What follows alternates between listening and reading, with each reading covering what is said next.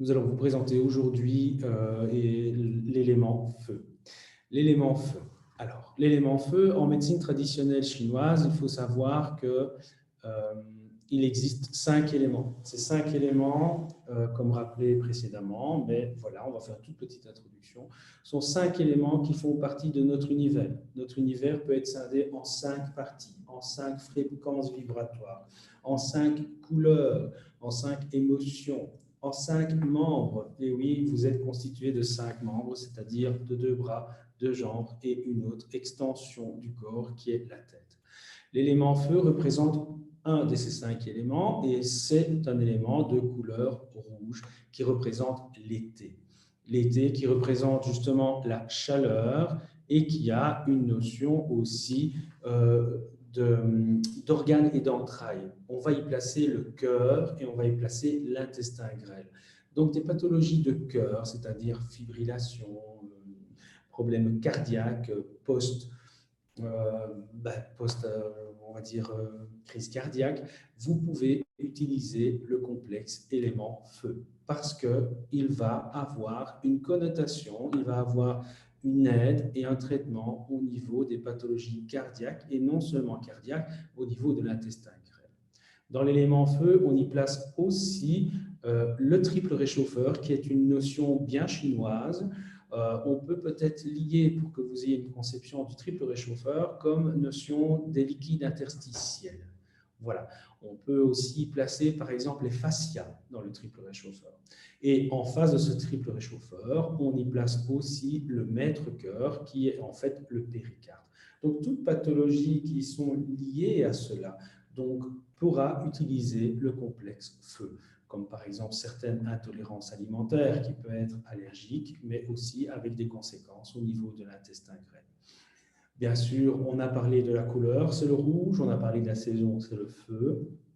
On peut parler des tissus, ce sont tous les gros vaisseaux, donc problème d'anévrisme, problème circulatoire, doit avoir une connotation avec l'élément feu. Donc, vous pourriez utiliser l'élément feu justement pour ces pathologies. Enfin, on a une émotion qui est liée à la saison, c'est la joie. Bien sûr, on peut être que joyeux au printemps. C'est là où vraiment tout est bien sorti, la nature s'est bien ouverte, on aime un peu se mettre au frais parce qu'il fait trop chaud au-dessous des arbres et de leur feuillage. Et donc, l'été chinois commence du 5 mai jusqu'au 16 juillet. La sélection que Philippe et moi-même avons choisie pour créer ce complexe feu et l'aubépine, ben là, c'est sûr que l'aubépine, il y a vraiment une connotation au niveau cardiaque. Le peuplier, le citronnier et le cassis. Philippe va vous expliquer les relations au niveau des flavonoïdes et l'expérimentation, nous l'avons faite en tout cas dans nos locaux et au travers d'études d'étudiants, de mémoire, pardon, d'étudiants pour l'utilisation de l'électroacupuncture et la gémothérapie. Voilà, Philippe. Donc, le premier bourgeon, qui est l'aubépine, bien sûr, est un bourgeon tout à fait clé des top 5 de la gémothérapie. Il a bien sûr une action sur le cœur et le système circulatoire, remède biphasique qui peut aller aussi bien dans l'hypotension que dans l'hypertension, et c'est un remède anti-inflammatoire au niveau donc des coronaires.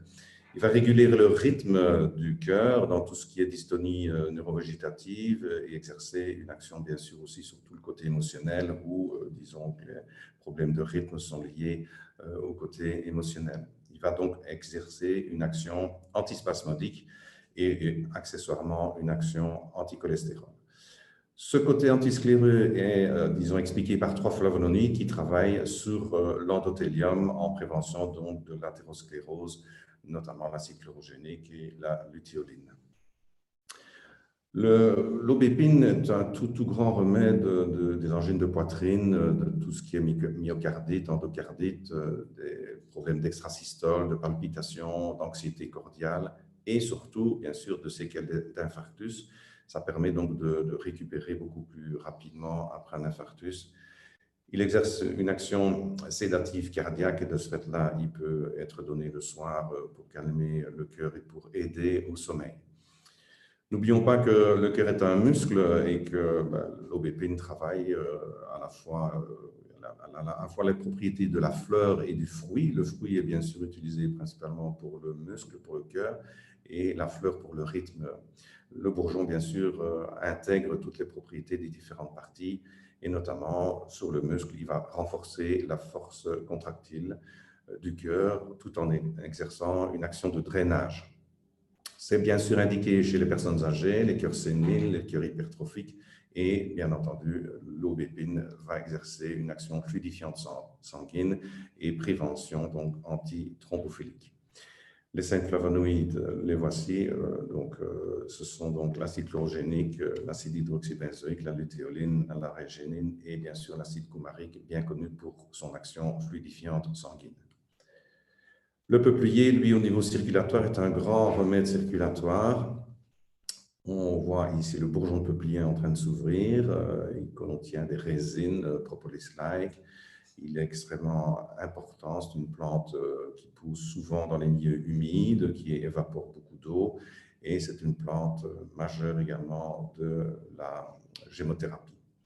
Au niveau circulatoire, c'est un grand anti-inflammatoire. De nombreux flavonoïdes sont présents dans le peuplier, plus d'une vingtaine, et il exerce une action donc fluidifiante sanguine, hypocoagulante et anti-inflammatoire sur les artères notamment. Il exerce une action tonique sur l'artère sans provoquer d'hypertension et c'est un antispasmodique également artériel. On va le prescrire dans tout ce qui est problème d'athérosclérose. C'est un bon bourgeon pour progressivement remplacer les fluidifiants sanguins. Son action tonique sur l'artère est validée par plusieurs flavonoïdes et voilà les 16 flavonoïdes présents dans le peuplier, dont certains sont liés également à la propolis. Il y a une liaison entre le bourgeon de peuplier et la propolis. Ils ont donc des propriétés fort semblables. On dit que le peuplier est propolis-like. Le citronnier dont on va récolter l'écorce des jeunes pousses, le citronnier, lui, voici l'écorce des jeunes pousses, on enlève bien sûr les feuilles. Le citronnier exerce également une action sur la circulation comme hypotenseur principalement et fluidifiant sanguin, recommandé dans l'ischémie cérébrale et les infarctus, les suites d'infarctus. Il va également calmer les palpitations et du fait de son action hépatique, c'est un hypocholestérolémiant, mais également un remède donc, de varices. Donc, il a une action centrifuge, donc il va également disperser l'énergie perverse liée à une stase circulatoire. Dans certaines céphalées d'origine circulatoire, le citron est indiqué et comme anti-inflammatoire, on mentionne dans tout ce qui est artérite, surtout les membres inférieurs et les périartérites noduleuses.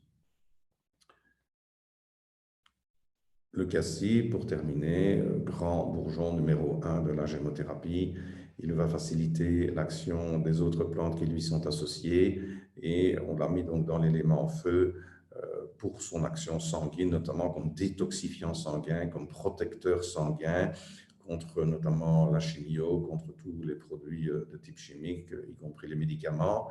Il exerce donc une action anti-iatrogène, détoxifiant donc du sang, y compris au niveau de l'alcool. Il va réguler aussi la coagulation et est mentionné comme un tout grand anti-inflammatoire, notamment dans les artérites et dans les artériopathies. 4 flavonoïdes sont validés par cela. Au niveau sanguin, c'est également un remède biphasique d'hypo et d'hypertension. C'est un remède également des suites d'antibiothérapie, anti-inflammatoire sur l'endothélium. Il exerce une action vasorelaxante sur l'endothélium et comme le fruit, il exerce donc une action protecteur sur toute l'activité vasculo-circulatoire. Donc, il va permettre, si vous voulez, une protection des vaisseaux sanguins tout en exerçant une action hématogène, notamment recommandée dans les anémies ou dans même les leucémies. Le cassis est un incontournable donc, de la gémothérapie. Associé aux 4 bourgeons précédents, il va donc jouer un grand rôle au niveau du système circulatoire, au niveau des hypertensions, au niveau des hypotensions. Donc, les personnes qui ont travaillé donc, à la mise en place de ce petit exposé, c'est ALTA, l'école qui forme des naturopathes au Luxembourg, l'European Shargan College, qui est une école d'acupuncture dirigée par Manu, et l'Association internationale de gémothérapie, qui fait des recherches donc, sur la gémothérapie et a créé donc, ces 5 complexes liés aux éléments. Je vous remercie de votre attention.